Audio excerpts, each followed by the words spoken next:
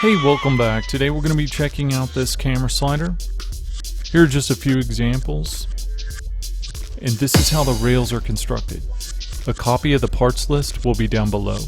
This build is already pretty inexpensive, but you may find it's even cheaper if you already have some of these parts. What's being shown here is 2 feet long, but can be constructed up to 4 feet with only negligible flexing in the rails. You can follow along as parts are assembled, although it's pretty straightforward. The only thing to point out here is that the closet door bumpers, which are put on last, should have the 1/4 inch 20 nuts placed in the recessed end, and that should still be facing outwards once complete. That's one of them right there. Once everything is together, go ahead and flip it over, and we'll move on to the cart. Please note that this is the original version, which has since been upgraded to include the Manfrotto 492 micro ball head. The ball head will also perform double duty on a boom pole as a monopod, which will be shown in a future video. The revision's coming up a little later. All of this is the teardown of the cart before we get to the parts list. And here that is.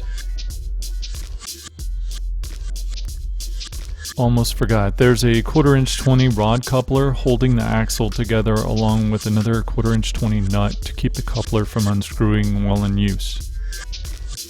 And now the steps for reassembly.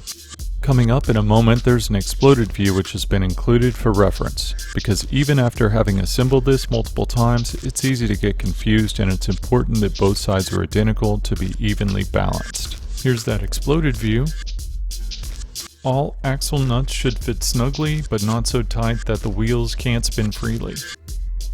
It should be said that this is probably not the device for someone working in a professional environment, or the person who doesn't have the time or patience to make sure every shot comes out just right, because when it comes down to it, it is a very manual tool.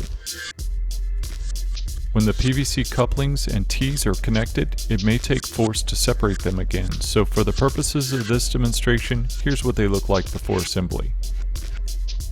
All of the extra fender washers seen here are only for additional weight, but if you find that it works better without it, it can be left out or adjusted accordingly.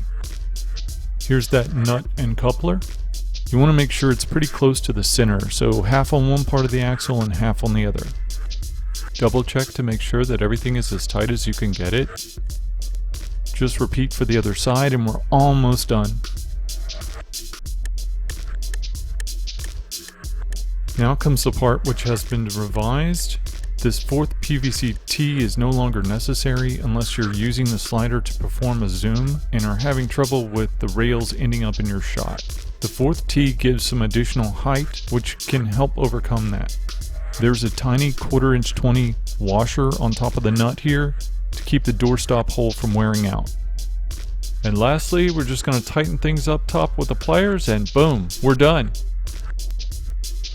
Now here's a revised part mentioned earlier. To have a lower profile, just change the eye bolt to a 1/4 inch 20 flathead machine screw and you're good to go. Here's a demonstration with various weighted cameras. You can achieve a smoother, more natural movement by attaching a strap or piece of rope to one or more of the eye bolts. This revised version of the track is 4 feet in length. And finally, here's a shot of the original 2-foot track on a tripod using a Manfrotto magic arm to secure it in place. Thanks for watching, and we'll see you again in the next video.